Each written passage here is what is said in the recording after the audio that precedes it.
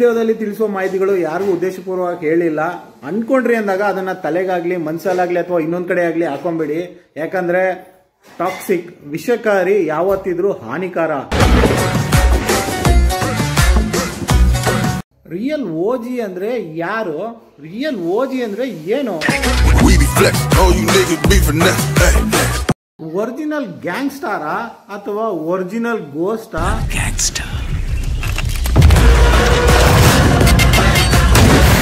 ಆಡಳಿತ ಪಕ್ಷ ಹಾಗೂ ವಿರೋಧ ಪಕ್ಷಗಳು ಕಿತ್ತಾಡೋದನ್ನ ನಾವು ಎಷ್ಟೋ ಸಭೆಗಳಲ್ಲಿ ನೋಡಿದೀವಿ. ಇತ್ತೀಚೆಗೆ ಯೂಟ್ಯೂಬರ್ಗಳು ಕಿತ್ತಾಡ್ತಾವ್ರೆ. ಯಾರಿಗೋಸ್ಕರ? ಬರೀ ಚಾನಲ್ ಅಲ್ಲಿ ವ್ಯೂಸ್ ಬರಬೇಕು ಅಂತ. ಆದ್ರೆ ಅವ್ರಿಗೆ ಗೊತ್ತೇ ಇಲ್ಲ, ಚಾನಲ್ ಅಲ್ಲಿ ವ್ಯೂಸ್ ಬರಬೇಕು ಅಂದ್ರೆ ಫಸ್ಟ್ ವ್ಯೂವರ್ಸ್ಗೆ ಖುಷಿ ಕೊಡಬೇಕು.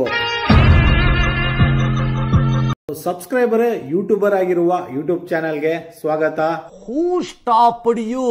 ನಿಮ್ಮನ್ನ ತಡೆದಿರುವವರು ಯಾರು? ಸಬ್ಸ್ಕ್ರೈಬರ್ಗಳಿಗೆ ಮಜಾ ಕೊಡಬೇಕು, ಎಂಟರ್ಟೈನ್ಮೆಂಟ್ ಮಾಡಬೇಕು ಅಂದ್ಬಿಟ್ಟು ಯೂಟ್ಯೂಬರ್ಗಳು ಅವರವರ ವೈಯಕ್ತಿಕ ಜೀವನಗಳಲ್ಲಿ ಅವರವರ ವೈಯಕ್ತಿಕ ವಿಚಾರಗಳನ್ನ ಬೇರೆ ಬೇರೆ ರೀತಿಗಳಲ್ಲಿ ಎಕ್ಸ್ಪ್ಲೋರ್ ಮಾಡಿಕೊಂಡು ದುಡ್ಡು ಮಾಡೋದಕ್ಕಂತ ಈ ಚಾನೆಲ್ಗಳಲ್ಲಿ ಏನೇನೋ ಹೇಳ್ತಾ ಇದ್ದಾರೆ. ನಾನು ಇವತ್ತವರೆಗೂ ಒಬ್ಬರಿಗೆ ಅನ್ಯಾಯ ಮಾಡಿಲ್ಲ, ಒಬ್ರು ಅನ್ನ ಕಿತ್ಕೊಂಡಿಲ್ಲ. ತುಂಬಾ ಜನ ಯೂಟ್ಯೂಬ್ ಅಲ್ಲಿ ಒಳ್ಳೊಳ್ಳೆ ಮಾಹಿತಿಗಳನ್ನ ಶೇರ್ ಮಾಡಿ ಅವೇರ್ನೆಸ್ ಕೊಟ್ಟು ಹೆಲ್ಪ್ಫುಲ್ ಆಗ್ತಾ ಇದ್ದಾರೆ. ಇನ್ನು ಕೆಲವು ಜನ ಯೂಟ್ಯೂಬ್ ಅಲ್ಲಿ ಇದೇ ತರ ವಿಡಿಯೋಗಳು ವ್ಯೂಸ್ ಬರ್ತಾ ಇಲ್ಲ, ಲೈಕ್ಸ್ ಬರ್ತಾ ಇಲ್ಲ, ನನ್ನ ಚಾನೆಲ್ನ ಯಾರು ನೋಡ್ತಾ ಇಲ್ಲ, ಹಿಂದಿನ ತರ ಯಾರು ನನ್ನ ಚಾನೆಲ್ಗೆ ಸಬ್ಸ್ಕ್ರೈಬರ್ ಬರ್ತಾ ಇಲ್ಲ ಅಂದ್ಬಿಟ್ಟು ಏನೇನೋ ಹೇಳಿ ಅವ್ರ ಚಾನೆಲ್ ವ್ಯೂಸ್ನ ತಗೊಂತ ಇದ್ದೀರಾ. ನೀವು ಕಾಂಟ್ರವರ್ಸಿ ಮಾಡ್ತೀರೋ, ಟಾಕ್ಸಿಸಿಟಿ ಮಾಡ್ತಾ ಇದ್ದೀರೋ, ಅಥವಾ ನೀವೇ ಓಜಿಗಳಾಗ್ಬಿಟ್ಟಿದ್ದೀರೋ ಗೊತ್ತಾಗ್ತಾ ಇಲ್ಲ. ಇದನ್ನೆಲ್ಲ ಹೇಳಕ್ಕೆ ನೀನ್ ಯಾರು?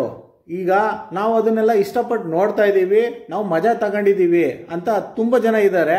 ಇನ್ ಕೆಲವು ಜನ ನಾವು ಮುಂಚೆಯಿಂದ ನಾವು ನಿಮ್ ಫಾಲೋವರ್ ಆಗಿದ್ದೀವಿ, ಹಳೆ ವಿಡಿಯೋಗಳನ್ನ ನೋಡಿ ಫಾಲೋವರ್ ಆಗಿರೋದು, ನೀವು ನಿಜಾಂಶ ಹೇಳ್ತಾ ಇದ್ದೀರಾ ಅಂತ.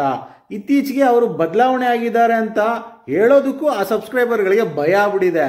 ಅವ್ರು ಏನ್ ಹೇಳ್ತಾರೋ ನಾವು ಕೇಳಬೇಕು. ಯಾಕಂದ್ರೆ ಅವ್ರು ಹೇಳಿದ್ದೆಲ್ಲ ನಿಜ ಅಂತ ಅನ್ಕೊಂಡು ಕೂತ್ಕೊಳ್ಳೋ ಸಬ್ಸ್ಕ್ರೈಬರ್ ಆಗ್ಲಿ ವ್ಯೂವರ್ ಆಗ್ಲಿ ನಾನಾಗಿಲ್ಲ.